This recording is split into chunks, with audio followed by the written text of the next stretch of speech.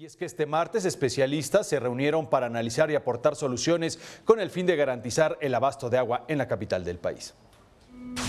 El reconocimiento de la problemática del agua y de la necesidad de alcanzar la seguridad hídrica debe ser indispensable en la agenda ambiental de México, indicó Ana Celia Espinosa del Instituto de Ecología de la UNAM. Durante el seminario hacia un manejo sostenible del agua, diagnóstico y propuestas de políticas públicas, la especialista indicó que los problemas asociados al recurso son muy diversos, de diferentes tipos y que tocan las diferentes disciplinas. Debido a eso, el aborde de las soluciones tiene que ser transdisciplinario.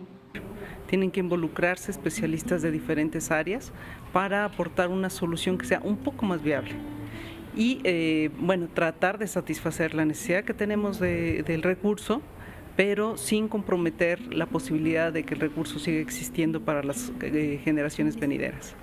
La académica enfatizó que existen varios desafíos en torno a la gestión del agua en cuanto a cantidad y calidad, la cual debe ser garantizada para el uso doméstico, urbano y rural. El poder conjuntar lo que hacen los académicos con autoridades, con la ciudadanía, necesariamente requiere esto que les comentaba, un cambio de paradigma, una forma diferente de cómo manejamos, aprovechamos y desechamos el agua y ahora, últimamente, cómo la reusamos. Otro factor de incertidumbre es la creciente demanda de agua, por lo que ha hecho una serie de propuestas con las que se pretende generar un cambio en la visión sobre la gestión del agua y sus cuencas en México. Con imágenes de Andrés Brito, Mariana Sánchez, 21 Noticias.